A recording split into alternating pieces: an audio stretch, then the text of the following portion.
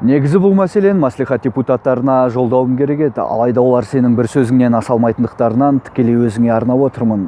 Саған Назарбаевтың сыныптасының ұлы Бауыржан. Қанша жыл болды қызметте жүргеніңе, алайда бір-ақ рет жақсы жағынан естілгенің бар. Оның өзі Нұр Отанда кезіңдегі 2014-тің 6-7 айында Нұр Отанда 25 мың парақор мүше анықталғанын мәлімдегенің. Әкім болғаныңнан бері өз сөзіңнен өзің күлкіге айналып жүрсің. Түсінемін, шетелде музыка пәні мұғаліміне оқыдың, мұнда көңіліңнің еркіне қарсы жүргенде боларсың.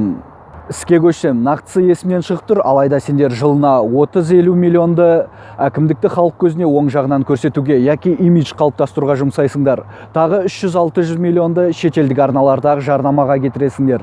Саған тегін ағайтайын. Қазір 1 миллион кісіге қол ұшын созып, олардың алғыс, тілек, баталарын алуға мүмкіндігің бар. Қалай десең, қалалық қоғамдық көліктерде жол жүру ақысын ересектерге 50 теңге, оқушы, студент, зейнеткерлерге 30 теңге ету. Есің дұрыс па, айына 1 миллиард түсіріп тұрған майшелпектен өз еркімізбен айырып қойып отырамыз ба дейтін шығарсың. Есім дұрыс. Иманғалидың, Ахметжанның кездерінде дизель және қосалқы бөлшектер қымбаттады деп сылтаурататын. Енді автобустың басым бөлігі газбен жүреді. Дизельден 2,5 есе арзан. Және троллейбустар көбейді, олар газдан да арзан. Оның үстіне автобус, троллейбустар өзімізде жиналуда.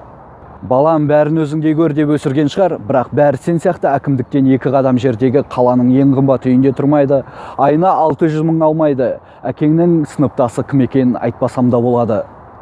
Түсінесің бе, өзің білетін Шамалғаннан, Ұзынағаштан кісілер Құдайдың құтты күні оқуға, жұмысқа, беріш автобусқа төлеп, арш автобусқа төлеп келіп кетеді.